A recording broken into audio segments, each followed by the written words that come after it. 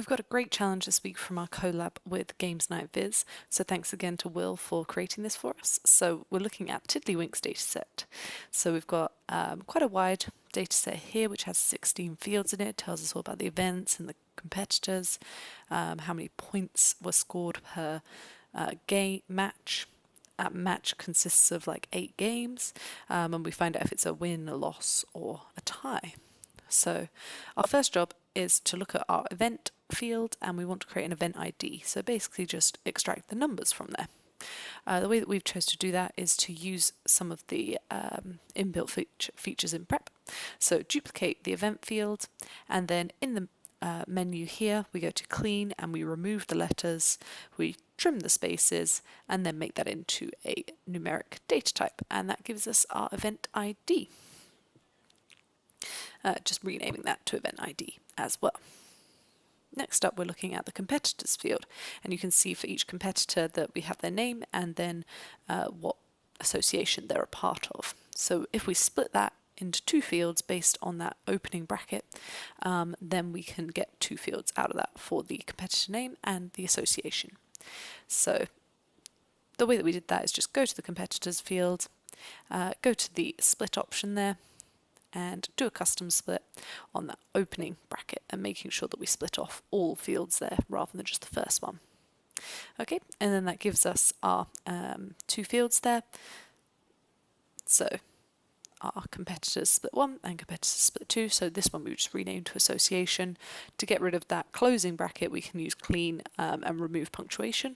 Again, really handy prep feature. And then we're just trimming some spaces and renaming those fields.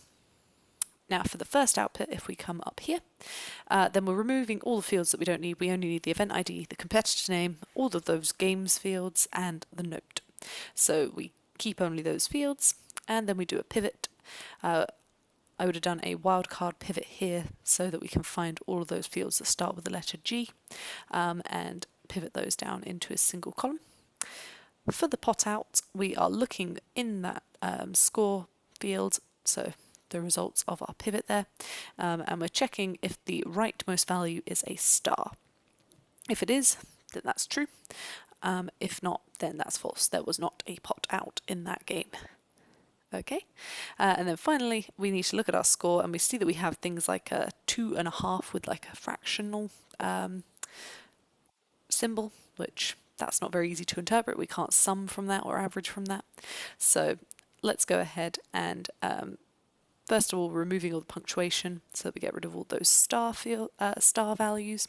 Then we're using a replace calculated field to replace all the halves with 0.5s, all the thirds with 0.33, and so on and so forth, so that we just do that replacing logic there.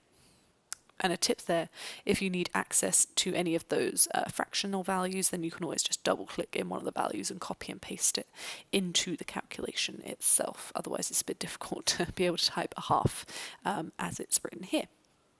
Okay, and then we just output that.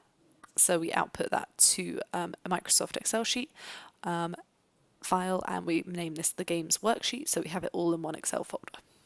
Okay, and then for the second output, we're removing all the games data, all the competitors, and the note. So the competitors was that original field that had the competitor name and the association in it, so we're just making sure to remove that now. And then in a similar way to how we cleaned the score in our first output, we just need to clean the points now. So we go ahead and do that, making sure to change it then to a numeric data type. And then we can see in our description that we have every description starts with the date. So we're going to split that off and translate it into a date data type.